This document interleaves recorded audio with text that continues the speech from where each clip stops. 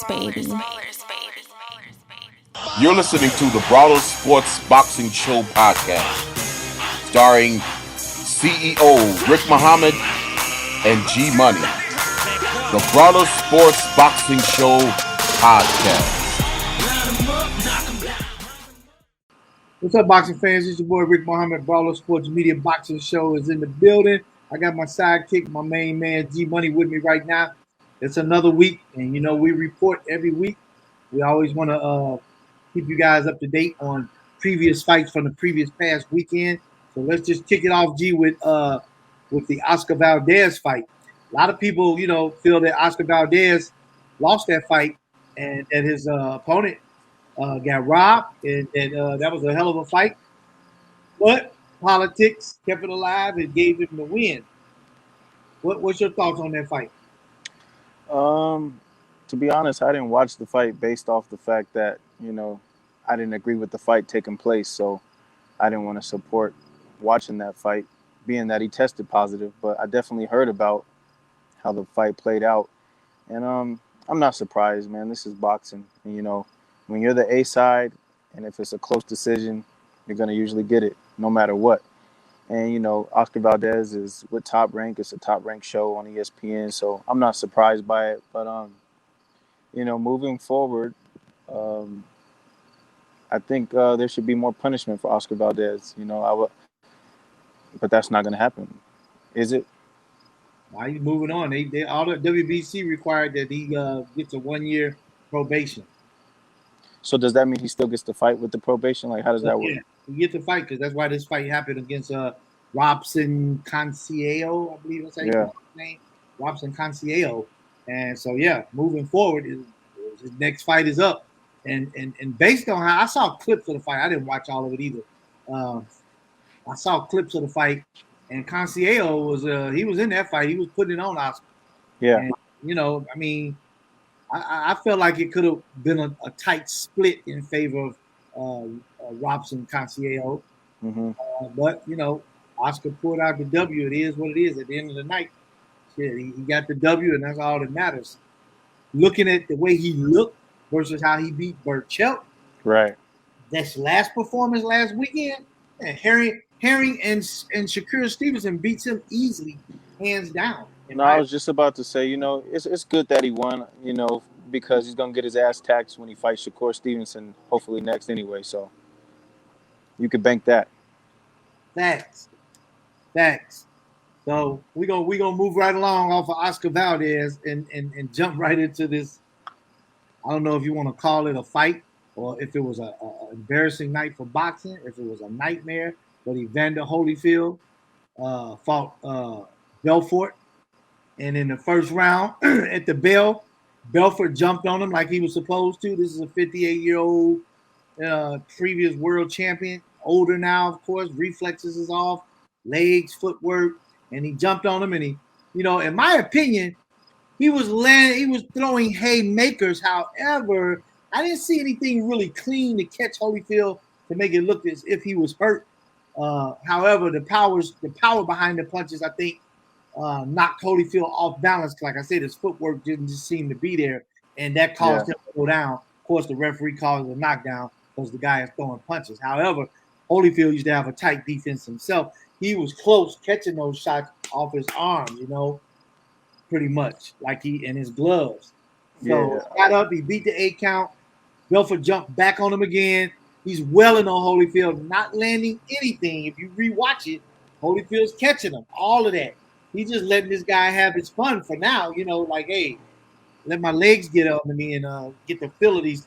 I haven't fought in 10 years. Let me get the feel of doing this all over again, his brain said. And then the referee steps in and stops it. Should Holyfield have ever been in there? I say not. Take your legacy and what you've done and accomplished in boxing and what you've contributed to the sport of boxing. A great world champion you were, people's champion you were, and right off into the sunset. Don't risk coming out now to get hurt, even though $5 million was paid. Yeah, I agree, and I actually think it was a good stoppage, man, because you could see Holyfield wasn't going to do nothing in there. Like, I didn't think he had a chance of really winning the fight. He's 60 years old, you know, and his health is more important than anything. You know, Absolutely. Because even when you're catching punches, it's still like rattling your brain because you're still getting hit. Catching it is still hitting your brain, and at 60 years old, he doesn't need to take any kind of punishment like that. So I think it was a good stoppage, and like you said, it had no business even being sanctioned. I don't know how that fight even, that's I don't crazy know to either. me. Because at I one mean, no, point, Holyfield was banned from boxing based on uh, um, medical reports that he had too many shots to the head, and they yeah, banned him from fighting. He couldn't even fight in his hometown of Atlanta. yeah, And then they moved this fight. I forgot where it initially was at. It was supposed to have been in California, and then they moved it to Florida. Florida at the Seminole Hard Rock said, "Hey, yeah, we're taking." The commission was like, "Yeah, we'll let Holyfield fight here." of And so course, they because moved it's it. about money. California wasn't going for that. Yeah, it's about money. And here's the thing too, if a fight like that was gonna take place, I mean, like you said, he's 58, 60 years old. I mean, it should be headgear and it should be 18-ounce gloves on for fun.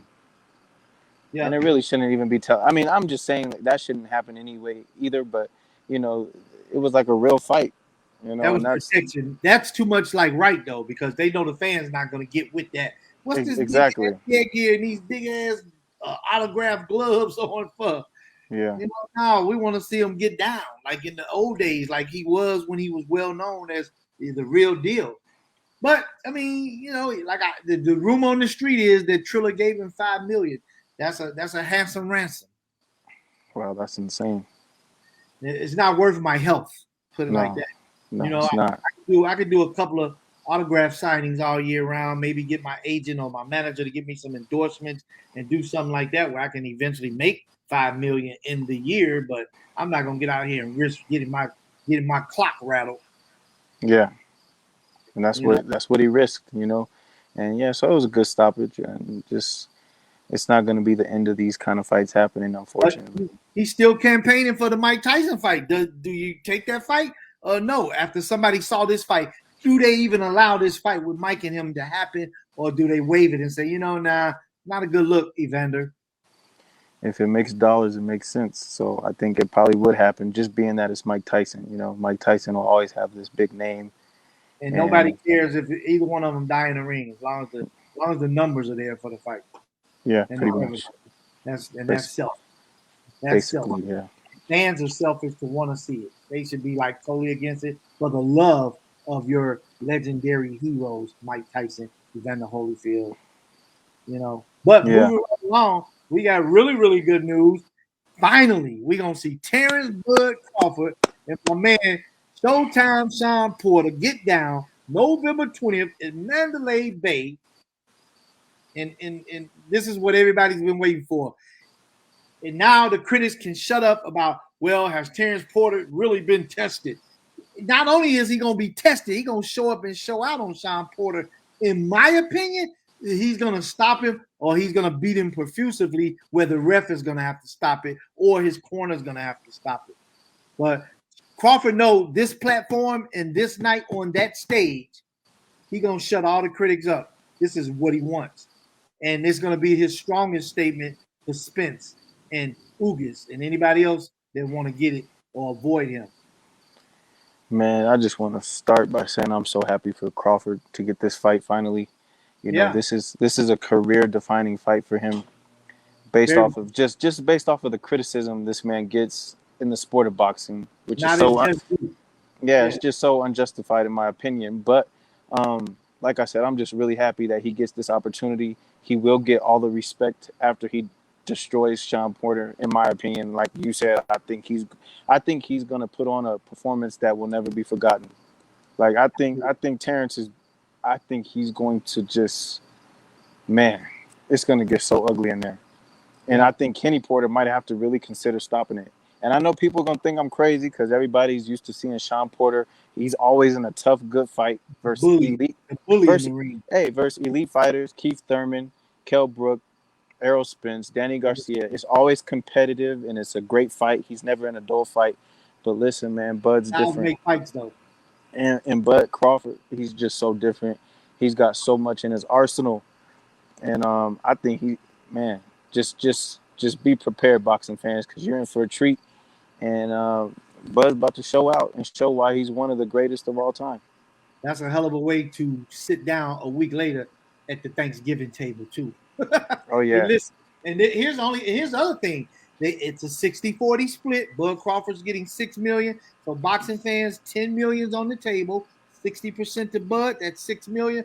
40% to Showtime Shawn Porter, that's 4 million. My only question is, because I know how Triller has come in and gave Holyfield 5 million, and they offered Teofimo like 4 million. I'm like, did y'all shoot yourself in the foot by not going to the purse bid? Because had Triller got a hold of this thing and Aram and Al Heyman and PBC put up 10 million for the purse, hell, Triller probably would have said, you know what, we got 15 million because we're gonna market the hell out of this fight. We ain't gonna miss the 15 million y'all gonna get. 60% of that would have been 9 million to Bud, 6 million to Porter, and the gate and everything else they would have sold on pay-per-view. Triller would have cleaned house on that. I think a purse bid might have done them some justice and fattened their pockets even more. No, I agree for Triller's sake, but for this kind of fight, man, this is a classic. This is gonna be a classic type of fight, and we need it on something like ESPN, where we have the proper broadcast for it. You know, like you got right, Andre Ward, Tim Bradley. You know, yeah, not the concerts and all that. And yeah, Donald no disrespect to Triller. Yeah, but I mean, nobody wants to see that. I get you right there, and I concur because I totally spaced that piece of it. But the other part of that is that fans are saying, well, people, the professionals are saying from a marketing standpoint, will this being aired on ESPN Plus be a thorn in somebody's ass because fans are gonna be like, hey, you want me to pay the $6.99 for the subscription, then you want me to pay probably $80 for the fight. It better not be on ESPN Plus. You better not disrespect. It's on ESPN Plus? It's on ESPN Plus pay-per-view. See, why does Bob Arum do this to Terence Crawford? Does he really dislike him that much? I don't understand it. Did he do ESPN? Showtime pay-per-view, man. Lomachenko versus Teofimo Lopez wasn't on ESPN Plus. Nope. Then okay, that's horrible. That's horrible. This fight needs to be aired on ESPN, not ESPN Plus. Or Showtime pay-per-view.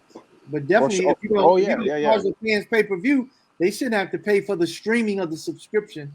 No, not even Showtime pay-per-view. Even if it's just Showtime. Yeah, Showtime. Showtime will do, but ESPN Plus. It is on ESPN Plus pay-per-view. Well, I'll be supporting it. I have ESPN Plus anyway, so I'm not missing this fight for nothing because this is gonna be a classic, and my man Terence Crawford is about to put on a masterful performance. And you know, if you got to pay the $6.99, guys, pay the damn $6.99 and then cancel the subscription. There you go. Exactly. Let's support this fight and pay that pay-per-view price. And like Mills Lane used to say back in the day, let's get it on. Yeah, let's wait. We got to support this because this is what us boxing fans have been asking for. So, you know, we can't let this fight be a flop. You know, we can't let it be a flop on the viewership. Right. And Brawlers plans on being in the building, delivering you all the up close and personal live interviews, footage, coverage, press conferences, weigh-in, you name it. I'm gonna deliver it to you guys. So that's our plan. All right. So now we got that great news to start us off with Porter and Bud. Let's talk a little bit about what are these antics that I'm hearing? I don't know if it's fake news with Tyson Fury supposedly had thrown a chair at a handicapped child. Everybody know if this is true, it ain't gonna be no trilogy fight. He's going to jail. Yeah, I don't even really have a comment on that because I think it is fake news. And I don't even want to put that out there until it's confirmed. You know what I mean? But I do feel like he's trying to do everything in his power to duck and dodge this new date. And if he does, I hope the WBC president, Mauricio Suleiman, strip him of that belt and say, hey, it was a mandatory a long time ago. Of course, we had COVID. We understand that. But since COVID hasn't passed, let me take that back. COVID ain't going nowhere. But since we have redirected how we live now with still masking and opening up venues and things of this nature, and you've had like 2-3 maybe dates that they rescheduled, And now we're on this last and final date. If he pulls anything like that, man, I say just take the belt. He's not motivated to fight, or he's afraid of something. Maybe it's a Wilder ass whooping that's in the balance is waiting on it. Because I really believe that October 9th, if this fight happens, in my opinion, Fury gets destroyed in an ugly fashion. You might see both corners jump in the fight in the ring on this fight, like Andrew Gala versus Big Daddy Bo that day. Yeah. And Lou Groover getting stomped on, Yeah. I'm looking forward to this fight. I really do hope it happens, man. I hope it happens. I hope both fighters come in 100% mentally and physically, because if they both come in 100% mentally and physically, then we're in for another classic heavyweight fight, and it's going to be a good fight. Wilder, again, like we say, devastating puncher, crazy power. You got Tyson Fury, very versatile inside the ring. It's just going to be a good fight, man. I don't know how it plays out. I see Wilder winning by knockout, and I could also see Fury winning this fight. So that's the beautiful thing about this fight, is we just don't know. It's a pick'em. Yeah, it is. But, I mean, if we're going off of the second fight, you got to favor Tyson Fury, obviously, right? But being that we know who Deontay Wilder is and what he's capable of, it definitely is a 50-50 fight with the power that he possesses. Like he always says, they have to be perfect fighting him for 12 rounds. They got to fight perfect. He only needs one round to get it done. Right. And he's proven that he could do that, because he put hands on Fury in the first fight. He didn't knock him down once. He knocked him down twice. The second one should have been a knockout. But, hey, the referee gave Fury early Christmas present that night, and I'm going to stick with that. That's my story, and I'm sticking to it. Deontay laid hands on him. He dropped him twice. Whatever the hell that second fight was all about in favor of Fury and this, fierce beatdown that we all witnessed. Don't know what that was all about, but it did seem kind of suspect that all of a sudden you can punch like King Kong.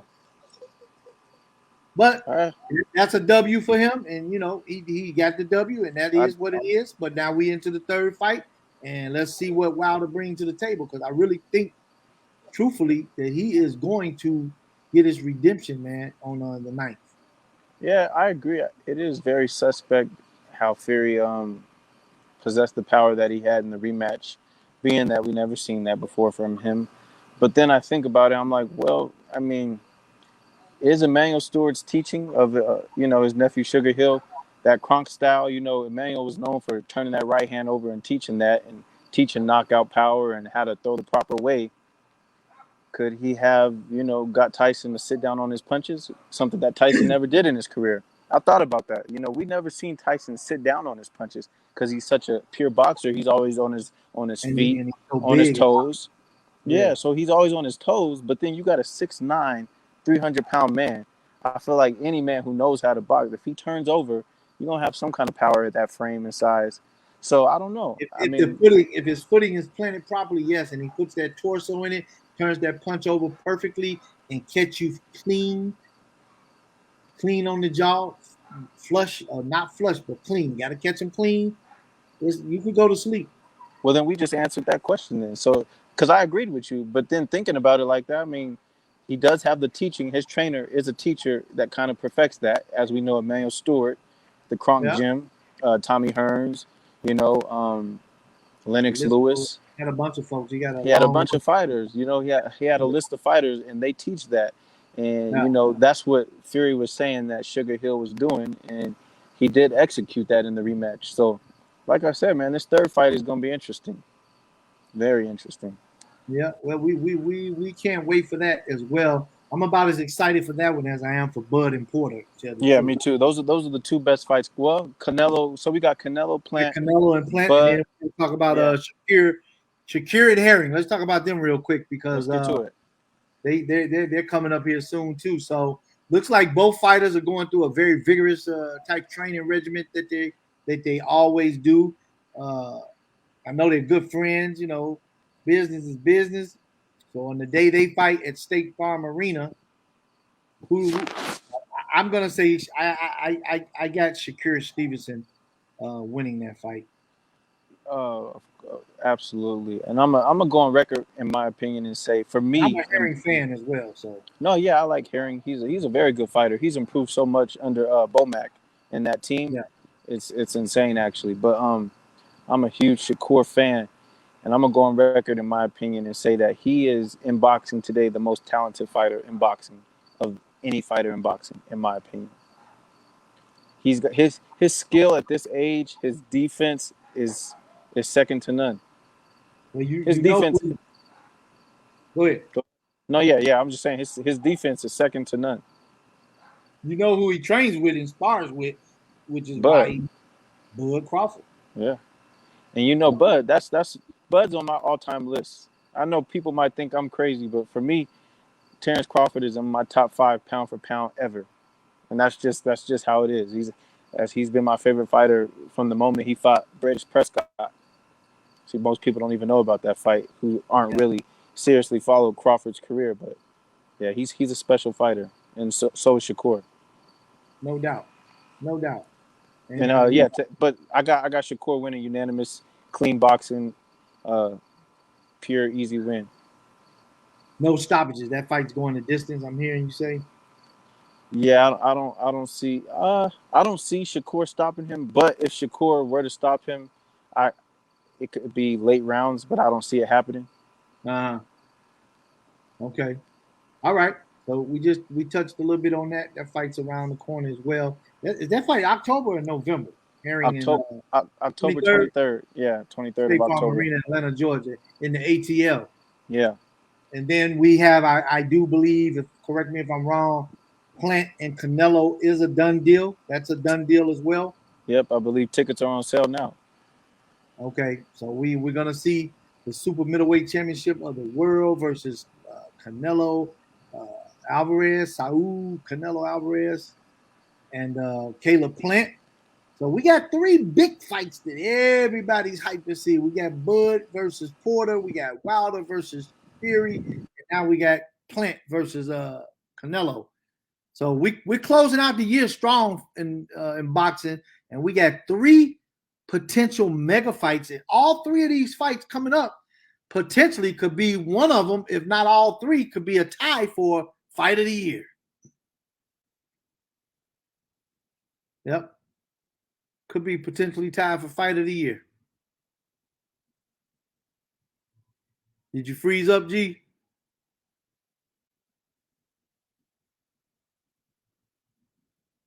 I think we lost Giovanni.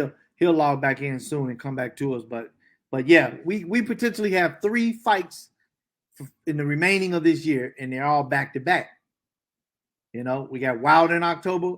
We also have Herring and Shakur Stevenson in October, and then to close us out, if there's nothing big coming up to close us out for December, we got that November 20th.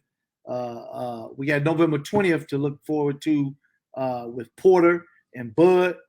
And then we got Caleb Plant and Canelo. So we got some top fights still left to see for the remainder of 2021 to take us out with a bang. And I can't wait.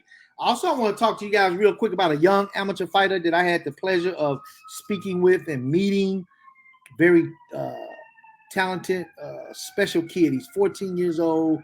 He lives in Chicago. He's from the Chicago, Illinois area. He lives in Joliet. His name is Joseph Jojo Awinongya. It's Joseph Awinongya. Did I say it right? Yeah, you got it right. He's from Ghana. He's a 9-time amateur world champion. 14 years old. He's in community college up there in Joliet. He says he wants to be done with college by the time he's 18 years old. He studies in psychology, communications. He says he wants to be a physician's assistant.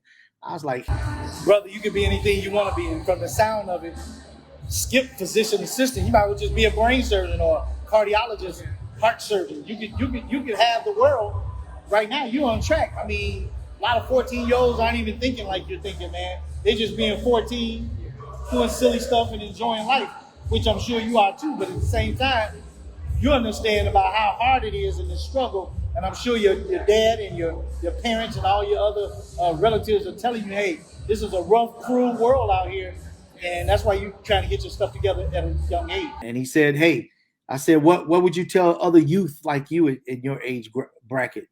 My advice is to really just follow your path. If you have a family member or someone you know that you can trust, just ask them questions about ways that you get to the goals that you want to get to. An inspiring young man, not only what he's accomplished and what he's doing with the sport and the love of boxing, but what he's doing for himself to prepare himself to go out into this, as we all know, cruel, harsh world that we live in. But he's going to be well prepared, and he got the right people behind him. His dad is definitely in his life like that, pushing him and making sure he's setting expectations and goals for himself to set him up for success. So big shout out to my man Joseph Jojo Awinongya. Hope I didn't butcher that last name. His name is Joseph Awinongya. Did I say it right? Yeah, you got it right. He speaks, he's real compassionate about everything that he's done, and he's real compassionate about helping others. So congrats to him. He's doing big things. Giovanni just got back in with us. He had some technical difficulties. He's back in now. I was just talking about the young man I interviewed from Chicago at the 6th annual Chicago Brotherhood Gala, sponsored by my man Vince Rock Hudson and a lot of other colleagues of his staff for doing an amazing job with that. What a hell of a turnout that was. Vince Hudson, thanks for the invite and bringing Brawler Sports Media in to cover. I had a great time, man. Much respect for what you're doing for fighters who once fought, and they may be having financial issues. They may be homeless, not enough food, clothing, whatever the case may be. He's got a lot of different people in place that are supporting fighters like this that are on the street who didn't do well with their money after boxing. So big props to you, Vince Rock Hudson, my main man. Scott Town, baby. What else you got to add, G Money? We was on the Canelo. Yeah. What do you think about that fight? We've had this discussion week in and week out. Caleb is a hell of a boxer, but I said he hasn't been hit by the likes of Canelo to the body or his chin. You think that he's gonna shine and upset Canelo? I said he got to stop him to get the W. You said you rolling with Plant. Wow. Yeah, just stylistically, man. I think he has the style to cause Canelo a lot of problems. For one, Canelo hasn't faced an athletic fighter like Caleb with that skill set in a while. It's been some time. Great And that style causes Canelo a lot of problems. And Caleb has one of the best jabs in boxing.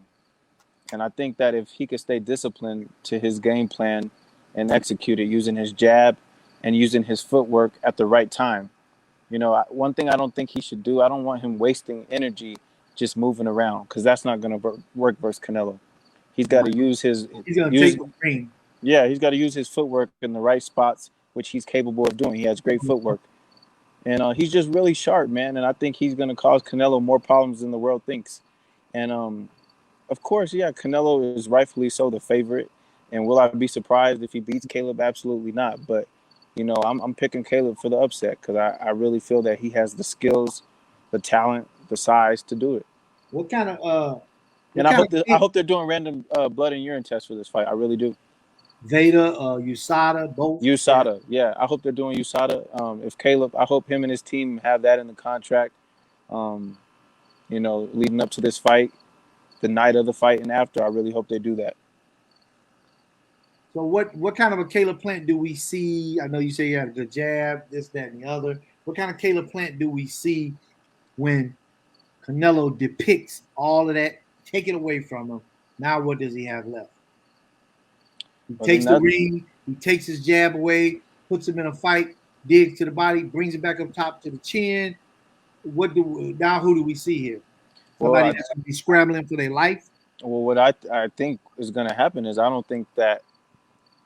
think Caleb Plant has the defense to avoid a lot of that compared to what the previous opponents Canelo's fought, the past, 3 fighters. I think Caleb Plant has the defense to avoid a lot of that from happening. Is he going to get hit by Canelo? Yeah. He's going to get hit hard at some point. But he has the defense to stay sharp enough to not, get caught by any of that heavy shit. But I mean, it's Canelo, so Canelo's a great fighter as well. Like I said, I won't be surprised if Canelo wins. But Caleb Plant is defensively sound, great defense, great technique, great jab, tall, rangy, good footwork. Um,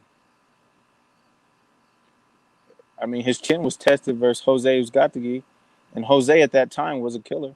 He was. So I mean, Jose, he's no Canelo, obviously, but Canelo's always been strong, man. But I mean, God, the way he's walking through the 168-pound division, uh,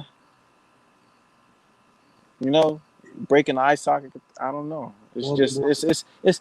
I think it doesn't help with his camp. The fighters testing positive. That's just rubbing me the wrong way, and it's making me question a lot of things. is that how he's breaking orbitable eye sockets and I don't all know. this? You know what I mean? Rightfully so. We have the right to question that, being that he has tested positive for a banned substance.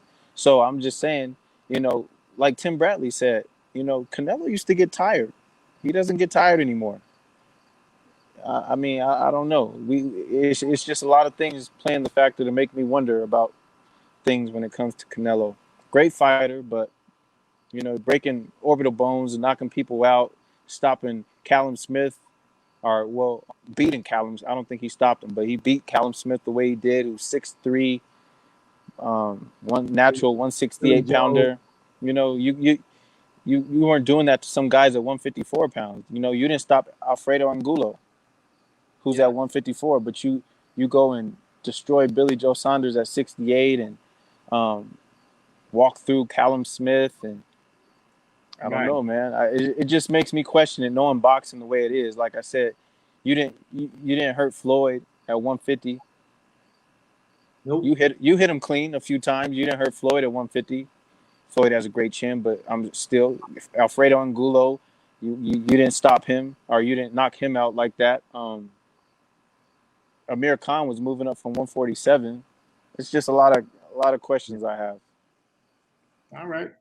What would be we're closing out the year with 3 strong super fights, mega fights, the fights the fans want to see. We're getting them. Bud Porter and Bud and Porter. Then we got Herring, Stevenson. We got Wilder and Fury, and then Plant and Canelo. Starting off 2022, what would be some of the top mega fights you think should start the year off? I would say Teofimo and who you think? Who would you like to see? What's some of the mega fights you think that the fans would just go crazy over, like the Bud fight got made just now? What would that be? I think the fights where fans would go crazy over, I just know almost impossible for it to happen.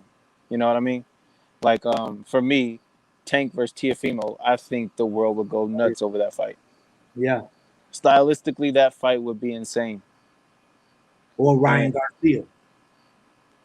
Tank Ryan. Oh Garcia. yeah. Tank and Ryan. I think the world would go crazy over that because that's been built up to happen. But I don't really think that fight will happen. Of course, Bud and Spence. I mean, this is the year for that. If 2022, if it doesn't happen this year, forget about it. Yeah, because if once Bud makes his statement after this Porter fight, it's going to be hard for Spence and Ugas.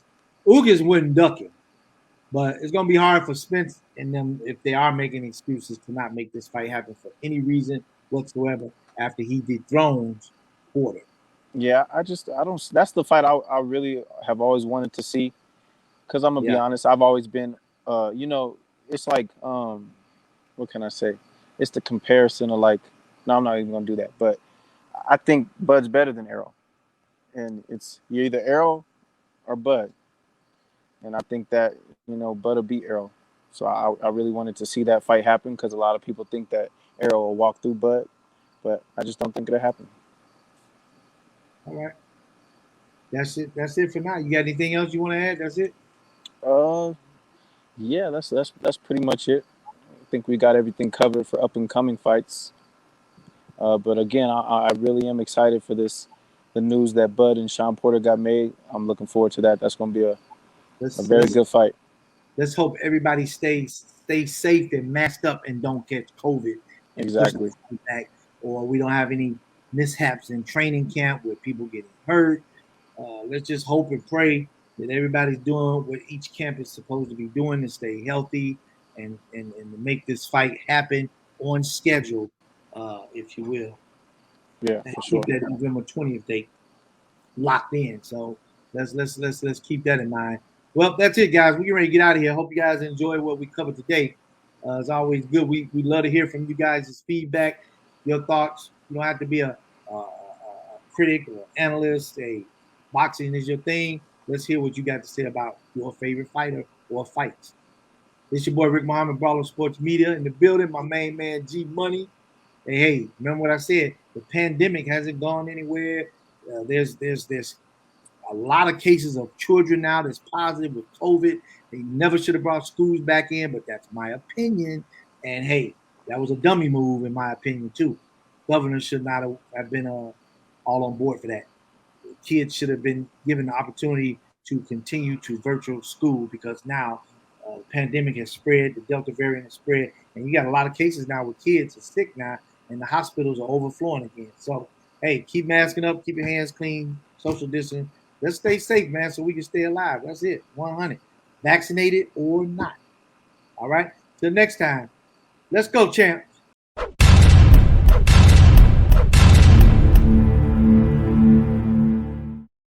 Brawlers, baby.